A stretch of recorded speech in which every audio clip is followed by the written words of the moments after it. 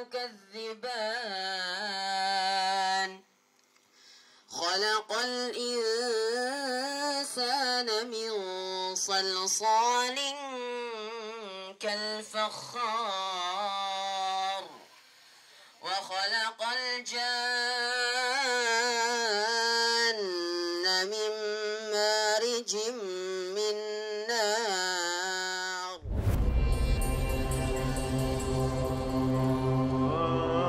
For the majority of the Muslim Filipino population, financial inclusion remains out of reach. There are no comprehensive interventions available for our Muslim brothers and sisters. And they are often left on their own to face these challenges. Educations of their families, medical benefits, for instance, or so even death in the family. Sa usapin ng pinansyal, although karugtong na ito ng usapin din ng kalusugan at iba pa, kasi dyan naman nasisimula lahat yung problema. May concern kami sa kung saan namin itatabi yung pera namin. Ang karamihan sa amin, either ilalagay mo sa bahay mo, meron kang baul. Yun ang tradisyonal na pamamaraan. Which is nagkakaroon ng problema kasi ba tulad ng nangyari sa Marawi, ang mga savings nila hindi na sa bangko kasi nga yung iba may inisip nila na may riba na interest. So kasi sa bangko ilagay yung savings nila sa bahay lang sa mga baul nila.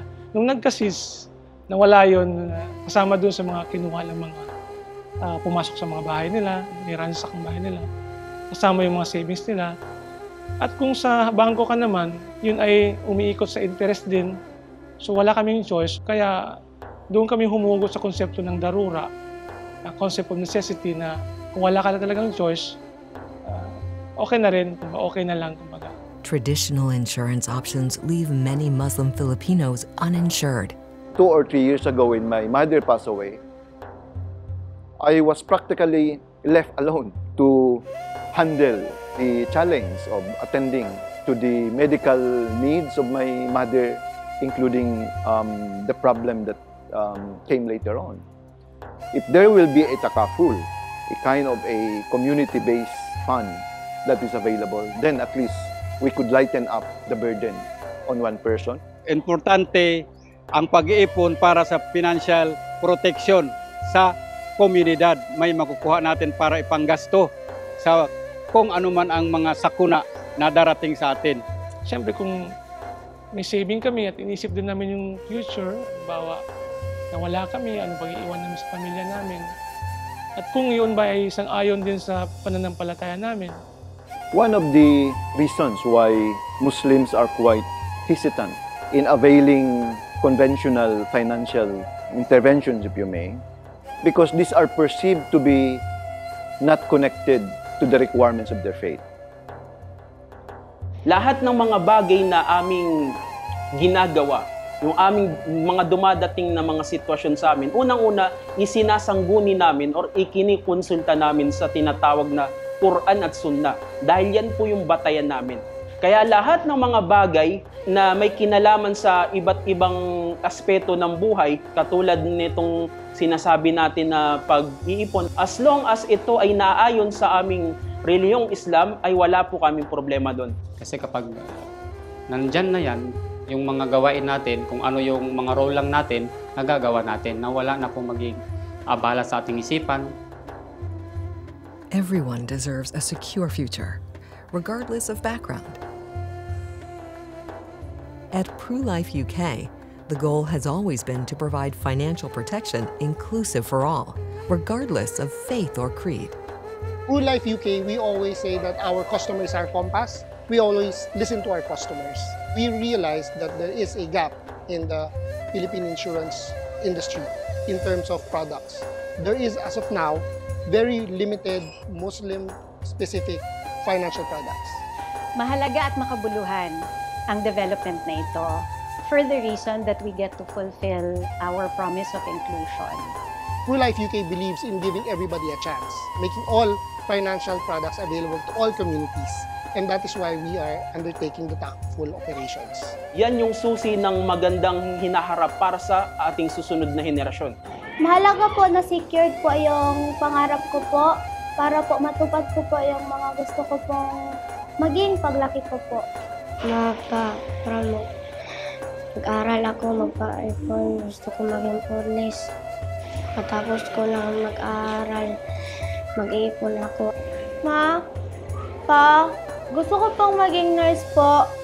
Sana po kapag abot po yung time na college na po ako or tapos na po ako sa pag-aaral. Sana dito po kayo. Importante ang mga ginagawa nating mga financial inclusion dahil nakakatulong ang stabilidad ng bawat pamilya para maging contributive siya sa kanyang lipunan. And hopefully with this, we will be able to maybe put a foot in the door and get more people educated about what awaits them in companies and in this industry such as life insurance. Takaful is insurance rooted in cooperation and shared responsibility. It operates under the principles of mutual support. It has been a trusted choice for Muslims in countries with Muslim populations like Indonesia and Malaysia, offering financial protection that aligns with their faith. The company has actively sought to understand the needs of the Muslim community in the Philippines. To achieve this, it conducted capacity-building workshops in collaboration with the Insurance Commission, bringing in experts from Prudential Sharia in Indonesia and Prudential BSN Takaful in Malaysia. Pru Life is now adopting best practices from Prudential's Takaful operations in both countries, while engaging local communities to offer a version of Takaful that addresses the unique needs of the Muslim Filipino population.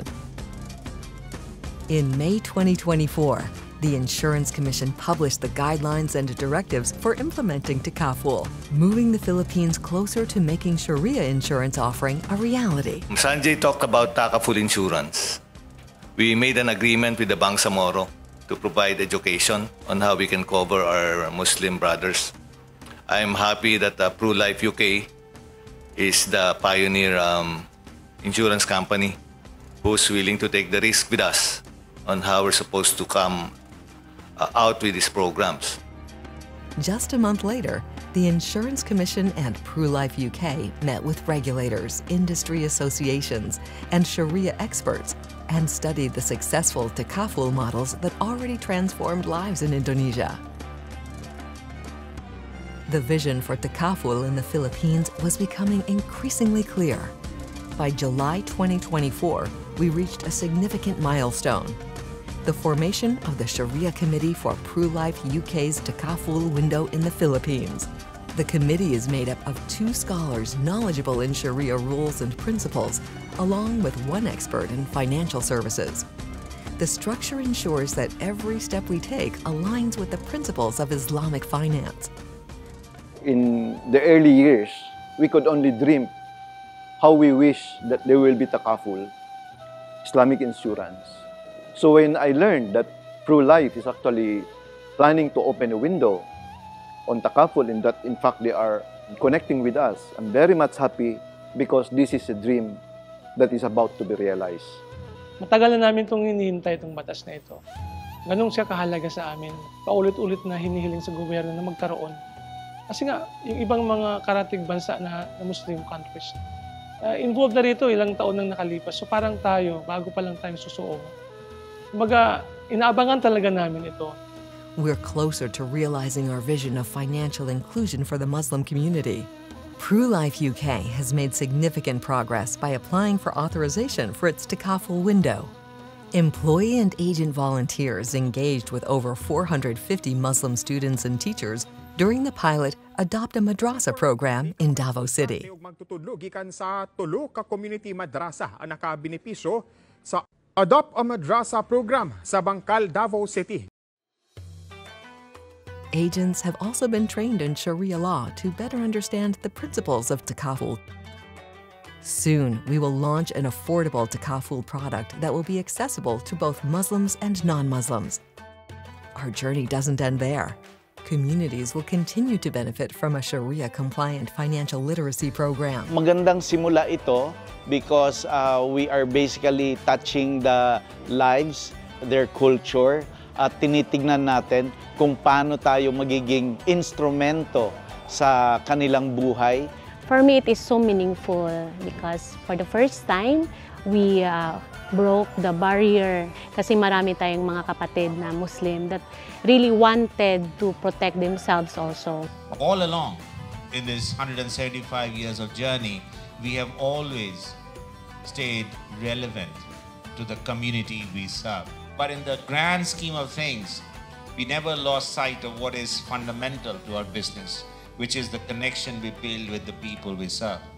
And we do so with our products, with our services, with our involvement in community events. And this is one more step in that direction. We have all got very high hopes in being able to drive financial inclusion in the community. And we will do whatever it takes to make that happen.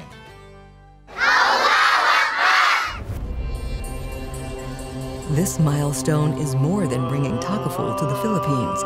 It's a promise of a new beginning, a promise that for the first time, Sharia-compliant insurance will close the gap in the country's Islamic finance, a promise of a secured and inclusive financial journey with the Muslim community. This historical moment is just the beginning. The real work begins now.